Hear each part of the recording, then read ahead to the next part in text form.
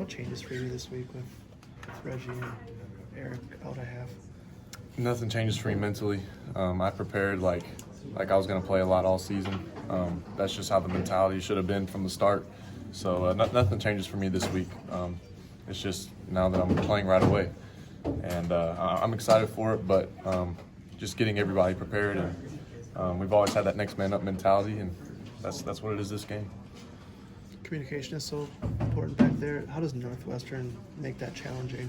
Their offense. Have you Yeah, much into that? looking into their offense, I mean, they do some shifts and motions and certain things to where we're going to truly have to communicate a lot, but that hasn't changed. I mean, we've seen a lot of shifts and motion teams, but just having different people back there, we just got to really emphasize communicating. And we've practiced together, though, with rotating different safeties and who we're playing with. We practice with each other all the time, so we shouldn't be there shouldn't be any issues. We all have good chemistry together, and we should be fine. What can you just tell us about Tyler and John for people who haven't seen a lot of them? Yeah, well, they're very smart guys. That's one thing that this room is. They're very smart. They're very bright. They know the defense. They know how to communicate just like us. They just haven't gotten as many reps. That's the only thing. But just giving them the reps this week, getting them more reps during game preparation. Not just me, but Eric and Reggie and even Scotty. We're all going to be helping them just in game preparation, because this is the first time they're going to truly have to prepare to play. But they're very smart guys. They're very capable. I'm definitely confident with both of them back there. How did they look? You seem pretty cool, about things, just calm. Were you calm Saturday when all of a sudden it's like, okay, I got a little bit bigger role to play here? I was completely calm. I was expecting to go win that drive. I think we were going to rotate at some point, but nothing's changed. Nothing's changed since South Florida. Football is football. Just go out there and play, and you got to take mental reps throughout the game to see what they're doing and what's going on. And I was pretty well aware of what was going on.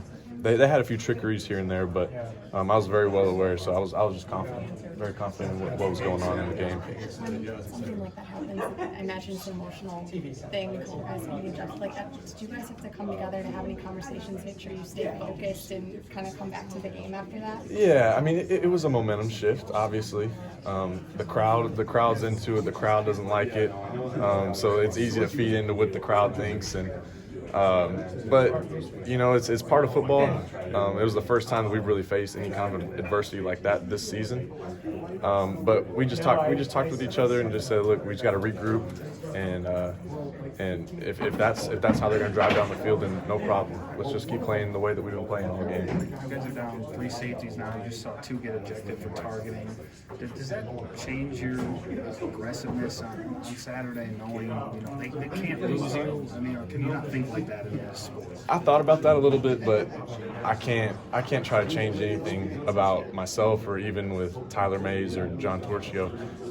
We can't change anything that our game plan or the way that our play style is. Don't think, just go. And whatever happens, we'll find a way to adjust. You guys used the 2 incidents as teaching moments, yeah? Broken them down just to Yeah, and we talked about both plays, and we watched the film yesterday, and it's there's a lot of things that we can learn from both of them. But I mean, some things are tough to slow down in some certain areas, and tough to see when you're in the middle of the play. But we learned from it, and obviously Reggie and EB, they're gonna be ready to go for the second half. That rule is so subjective. What's the key for a tackler?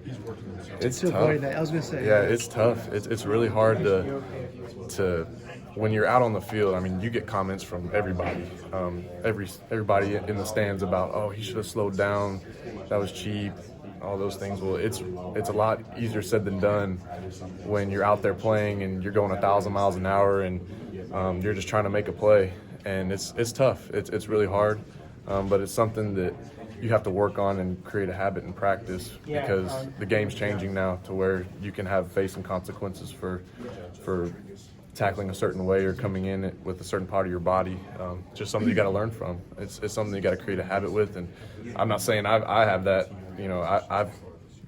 I've created that good habit yet. I mean, it's tough. It's something that you just have to really just try to be aware of. But I mean, sometimes you just gotta deal with the consequences.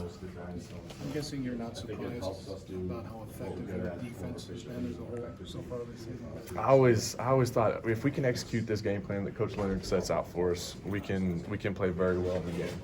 And so far we have executed very well. We just have to keep that rolling. We're very focused. Coach Leonard and the whole coaching staff has created a great game plan for us each and every game. And so we just got to have that same mentality, same focus going into this week as well. Collin, that 11-year-old girl from Sun Prairie that you know and everything, I know it's a long story, but kind of a special thing you have with her, a special relationship, and how does that change your approach to football, just knowing her situation and you? Oh, you can't complain about things. I mean, you have a tough practice, you have a little bruise on your ankle or something, you can't complain about those things. Something or everything that she's been through is really just, it broadens your perspective of life and of what truly matters. And that's something that I've been inspired by from Aubrey and her entire family. But it definitely makes football seem so small compared to life itself. Did you guys text after the Michigan win? Yeah. I went and saw her yesterday. Saw her yesterday. It was her birthday. We went out to eat and got to talk with the family and give them the rundown of the whole game and what went on the field and stuff. So, yeah, we caught up yesterday too. It was a lot of fun. Cool. Did you bring her anything?